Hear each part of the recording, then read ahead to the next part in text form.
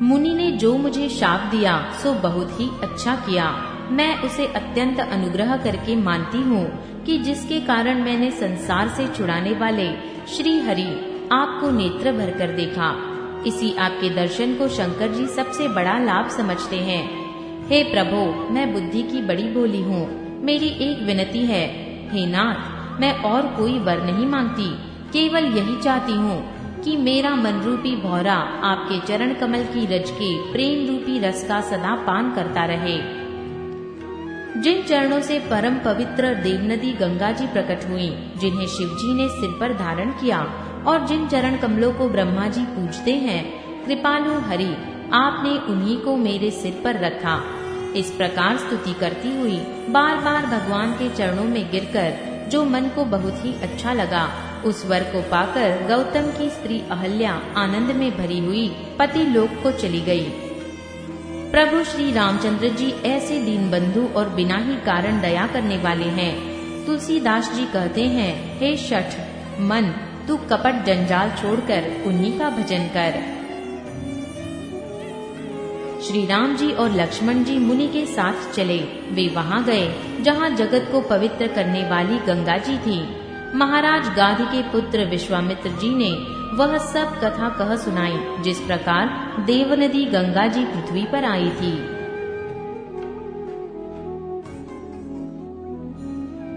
तब प्रभु ने ऋषियों सहित गंगा जी में स्नान किया। ब्राह्मणों ने भांति भांति के दान पाए और फिर मुनि वृंद के साथ वे प्रसन्न होकर चले और शीघ्र ही जनकपुर के निकट पहुंच गए। श्री राम जी ने जब जनकपुर की शोभा देखी, तब वे छोटे भाई लक्ष्मण सहित अत्यंत हर्षित हुए। वहां अनेकों बावलियां, कुएं, नदी और तालाब हैं, जिनमें अमृत के समान जल है और मणियों की सीढ़ियां बनी हुई है। मकरंद रस से मतवाले होकर भौरे सुंदर गुंजार कर रहे हैं। रंग बिरंगे बहुत से पक्षी मधुर शब्द कह रहे हैं। रंग रंग के कमल खिले हैं। सदा सब ऋतुओं में सुख देने वाला शीतल मंद सुगंध पवन बन रहा है। पुष्प वाटिका, फुलवारी, बाग और वन, जिनमें बहुत से पक्षियों का निवास है, फूलते फलते और सुंदर पत्तों से लदे हुए नगर के चारों ओर सुशोभित हैं। नगर की सुंदरता का वर्णन करते नहीं बनता। मन जाता है, वहीं लुभा जाता, रम जाता है। सुंदर बाजार है, मणियों से बने हुए विचित्र छज्जे हैं, मानो ब्रह्मा ने उन्हें अपने हाथों से बनाया है। कुबेर के समान श्रेष्ठ धनी व्यापारी सब प्रकार की अनेक वस्तुएं लेकर दुकानों में बैठे हैं। सुंदर चौराहे और सुहावनी गलियां सदा सुगंध से सींची रहती हैं। सबके घर मंगलमय हैं और उन पर चित्र कढ़े हुए हैं, जिन्हें मानो कामदेव रूपी चित्रकार ने अंकित किया है। नगर के सभी स्त्री पुरुष सुंदर, पवित्र, साधु स्वभाव वाले, धर्मात्मा, ज्ञानी और गुणवान हैं। जहाँ जनक जी का अत्यंत अनुपम सुंदर निवास स्थान महल है, वहाँ के विलास ऐश्वर्य को देखकर देवता भी थकित, स्तंभित हो जाते हैं। मनुष्य की तो बात ही क्या, कोट राजमहल के परकोटे को देखकर चित्त चकित हो जाता है। ऐसा मालूम होता है मानो उसने समस्त लोगों की शोभा को रोक घेर रखा है। उज्जवल महलों में अनेक प्रकार के सुंदर रीति से बने हुए मणि जटित सोने की जरी के पर्दे लगे हैं। सीता जी के रहने के सुंदर महल की शोभा का वर्णन किया ही कैसे जा सकता है। राजमहल के सब दरवाजे सुंदर हैं, जिनमें वज्र के मजबूत अथवा हीरो के चमकते हुए किवाड़ लगे हैं। वहाँ राजाओं, नटों, मागधों और भाटों की भीड़ लगी रहती है। घोड़ों और हाथियों के लिए बहुत बड़ी बड़ी घुड़शालें और गजशालाएं बनी हुई हैं, जो सब समय घोड़े, हाथी और रथों से भरी रहती हैं। बहुत से शूरवीर मंत्री और सेनापति हैं। उन सब के घर भी राजमहल सरीखे ही हैं। नगर के बाहर तालाब और नदी के निकट जहाँ तहाँ बहुत से राजा लोग उतरे हुए डेरा डाले हुए हैं। वहीं आमों का एक अनुपम बाग देखकर, जहाँ सब प्रकार के सुभीते थे और जो सब तरह से सुहावना था, विश्वामित्र जी ने कहा, हे सुजान रघुवीर, मेरा मन कहता है कि यही रहा जाए। कृपा के धाम श्री रामचंद्र जी बहुत अच्छा स्वामी कहकर वहीं मुनियों के समूह के साथ ठहर गए। मिथिलापति जनकी जी ने जब यह समाचार पाया कि महामुनि विश्वामित्र आए हैं, तब उन्होंने पवित्र हृदय के ईमानदार स्वामी भक्त मंत्री, बहुत से योद्धा, श्रेष्ठ ब्राह्मण, गुरु शतानंद जी और अपनी जाति के श्रेष्ठ लोगों को साथ लिया और इस प्रकार प्रसन्नता के साथ राजा मुनियों के स्वामी विश्वामित्र जी से मिलने चले। राजा ने मुनि के चरणों पर मस्तक रखकर प्रणाम किया। मुनियों के स्वामी विश्वामित्र जी ने प्रसन्न होकर आशीर्वाद दिया। फिर सारी ब्रह्मांड मंडली को आदर सहित प्रणाम किया। फिर सारी ब्राह्मण मंडली को आदर सहित प्रणाम किया और अपना बड़ा भाग्य जानकर राजा आनंदित हुए। बार बार कुशल प्रश्न करके विश्वामित्र जी ने राजा को बैठाया।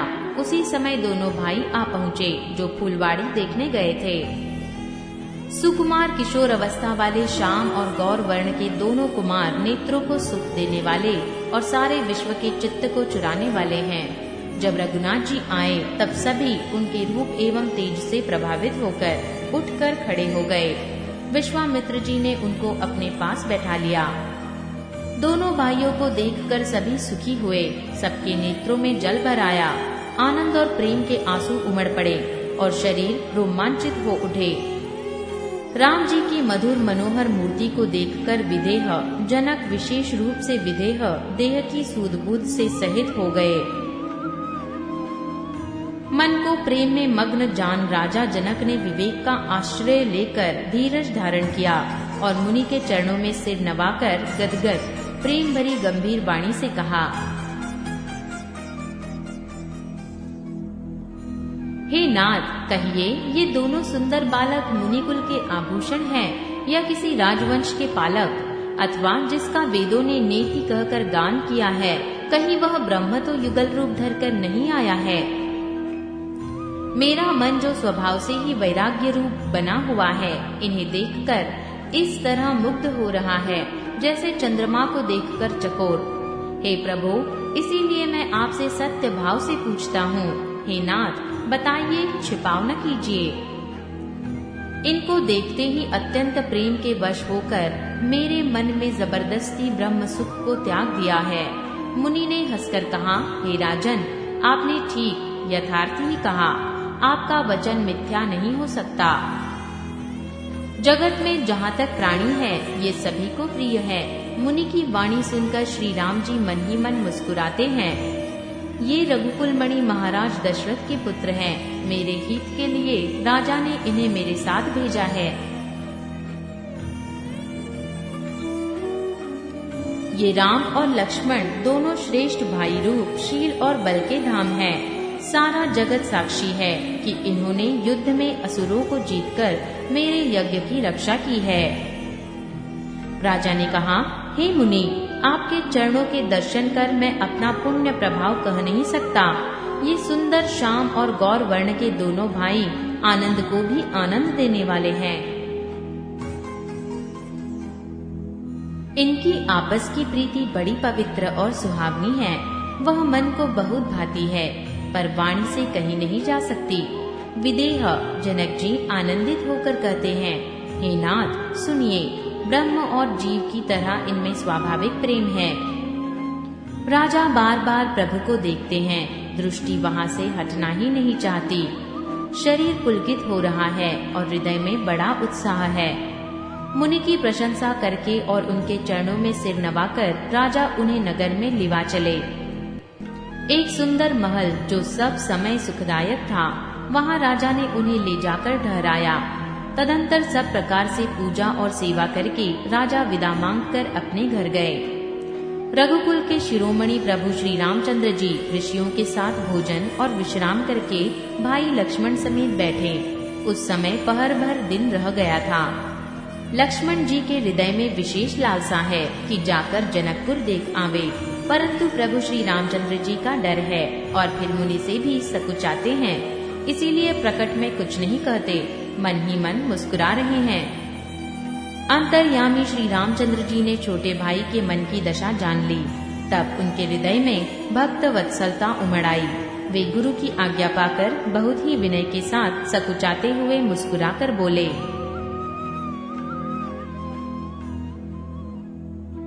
हे नाथ, लक्ष्मण नगर देखना चाहते हैं, किंतु प्रभु आपके डर और संकोच के कारण स्पष्ट नहीं कहते। यदि आपकी आज्ञा पाऊं तो मैं इनको नगर दिखलाकर तुरंत ही वापस ले आऊं। यह सुनकर मुनीश्वर विश्वामित्र जी ने प्रेम सहित वचन कहे, हे राम, तुम नीति की रक्षा कैसे न करोगे? हे तात, तुम धर्म की मर्यादा का पालन करने वाले और प्रेम के वशीभूत होकर सेवकों को सुख देने वाले हो। सुख के निधान दोनों भाई जाकर नगर देख आओ। अपने सुंदर मुख दिखलाकर सब नगर निवासियों के नेत्रों को सफल करो। सब लोगों के नेत्रों को सुख देने वाले दोनों भाई मुनि के चरण कमलों की वंदना करके चले। बालकों के झुंड इनके सौंदर्य की अत्यंत शोभा देखकर साथ लग गए। इनके नेत्र और मन लुभा गए। दोनों भाइयों के पीले रंग के वस्त्र हैं, कमर के दुपट्टे में तरकस बंधे हैं, हाथों में सुंदर धनुष्य बाण सुशोभित है, शरीरों के अनुकूल सुंदर चंदन की खौर लगी है, सांवरे और गोरे रंग की मनोहर जोड़ी है। सिंह समान गर्दन है, विशाल भुजाएं हैं, छाती पर अत्यंत सुंदर गजमुक्ता की माला है, सुंदर लाल कमल के समान नेत्र हैं, तीनों तापों से छुड़ाने वाला चंद्रमा के समान मुख है।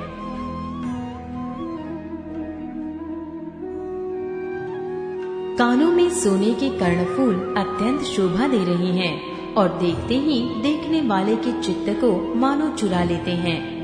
उनकी चितवन दृष्टि बड़ी मनोहर है और भौहें तिरछी एवं सुंदर है। माथे पर तिलक की रेखाएं ऐसी सुंदर है मानो मूर्तिमती शोभा पर मुहर लगा दी गई हो। सिर पर सुंदर चौकोनी टोपियां दिए हैं, काले और घुंघराले बाल हैं। दोनों भाई नख से लेकर शिखा तक, एड़ी से चोटी तक सुंदर हैं और सारी शोभा जहाँ जैसी चाहिए वैसी ही है।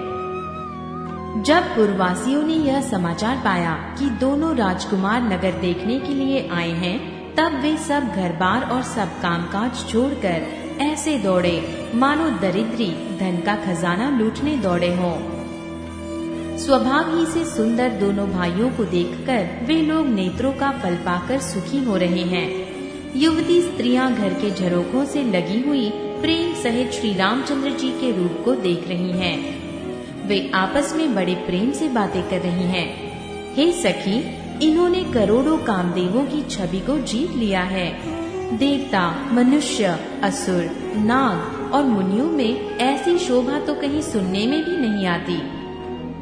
भगवान विष्णु के 4 भुजाएं हैं, ब्रह्मा जी के 4 मुख हैं, शिव जी का विकट भयानक वेश है और उनके 5 मुंह है। हे सखी, दूसरा देवता भी कोई ऐसा नहीं है जिसके साथ इस छवि की उपमा दी जाए। इनकी किशोर अवस्था है। ये सुंदरता के घर सांवले और गोरे रंग के तथा सुख के धाम हैं। इनके अंग अंग पर करोड़ों अरबों कामदेवों को निछावर कर देना चाहिए। हे सखी, भला कहो तो ऐसा कौन शरीरधारी होगा जो इस रूप को देखकर मोहित न हो। अर्थात यह रूप जड़ चेतन सबको मोहित करने वाला है। कोई दूसरी सखी प्रेम सहित कोमल वाणी से बोली, हे सयानी, मैंने जो सुना है उसे सुनो। ये दोनों महाराज दशरथ जी के पुत्र हैं। बाल राजहंसों का सा सुंदर जोड़ा है। ये मुनि विश्वामित्र के यज्ञ की रक्षा करने वाले हैं। इन्होंने युद्ध के मैदान में राक्षसों को मारा है। जिनका श्याम शरीर और सुंदर कमल जैसे नेत्र हैं, जो मारीच और सुबाहु के मद को चूर करने वाले और सुख की खान हैं, और जो हाथ में धनुष बाण लिए हुए हैं, वे कौसल्या जी के पुत्र हैं। इनका नाम राम है। जिनका रंग गोरा और किशोर अवस्था है और जो सुंदर वेश बनाए और हाथ में धनुष बाण लिए श्री राम जी के पीछे पीछे चल रहे हैं, वे इनके छोटे भाई हैं। उनका नाम लक्ष्मण है। हे सखी, सुनो, उनकी माता सुमित्रा है। दोनों भाई ब्राह्मण विश्वामित्र का काम करके और रास्ते में मुनि गौतम की स्त्री अहल्या का उद्धार करके यहाँ धनुष्य यज्ञ देखने आए हैं। यह सुनकर सब स्त्रियां प्रसन्न हुईं।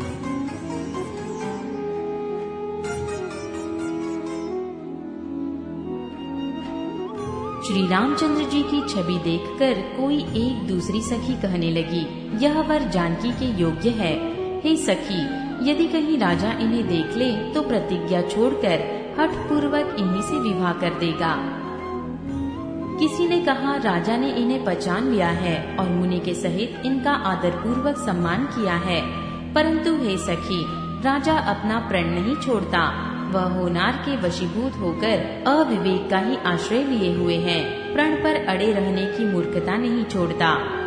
कोई कहती है, यदि विधाता भले हैं और सुना जाता है कि वे सबको उचित फल देते हैं, तो जानकी जी को यही वर मिलेगा।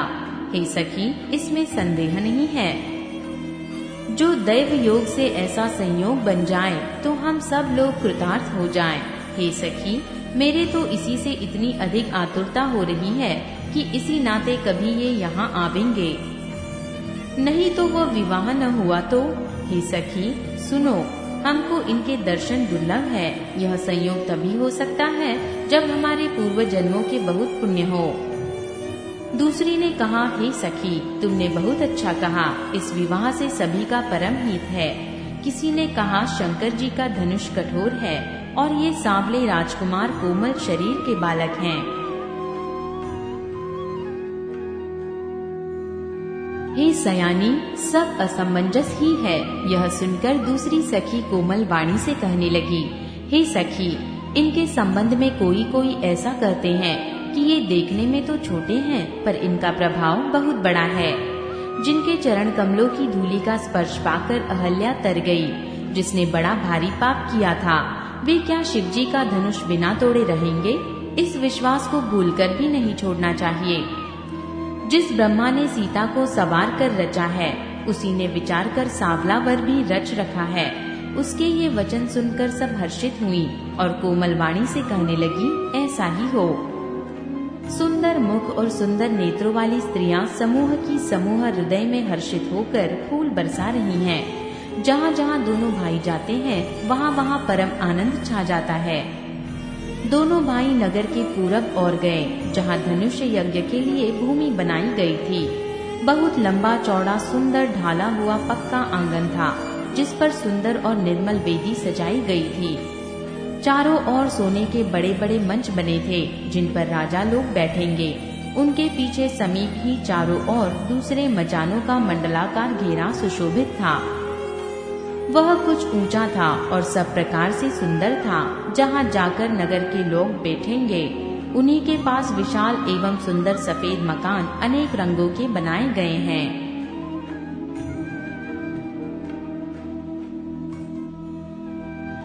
जहाँ अपने अपने कुल के अनुसार सब स्त्रियां यथा योग्य, जिसको जहाँ बैठना उचित है बैठकर देखेंगी। नगर के बालक कोमल वचन कह कर आदर पूर्वक प्रभु श्री रामचंद्र जी को रचना दिखला रहे हैं। सब बालक इसी बहाने प्रेम के वश होकर श्री राम जी के मनोहर अंगों को छूकर शरीर से पुलकित हो रहे हैं और दोनों भाइयों को देख देख कर उनके हृदय में अत्यंत हर्ष हो रहा है। श्री रामचंद्र जी ने सब बालकों को प्रेम के वश जानकर स्थानों की प्रेम पूर्वक प्रशंसा की। वे सब अपनी अपनी रुचि के अनुसार उन्हें बुला लेते हैं और दोनों भाई प्रेम सहित उनके पास चले जाते हैं। कोमल मधुर और मनोहर वचन कहकर श्री राम जी अपने छोटे भाई लक्ष्मण को रचना दिखलाते हैं, जिनकी आज्ञा पाकर माया लव निमेष पलक गिरने के चौथाई समय में ब्रह्मांडों के समूह रच डालती हैं। वहीं दीनों पर दया करने वाले श्री राम जी भक्ति के कारण धनुष्य यज्ञशाला को चकित होकर आश्चर्य के साथ देख रहे हैं। इस प्रकार सब कौतुक विचित्र रचना देखकर वे गुरु के पास चले। देर हुई जानकर उनके मन में डर है।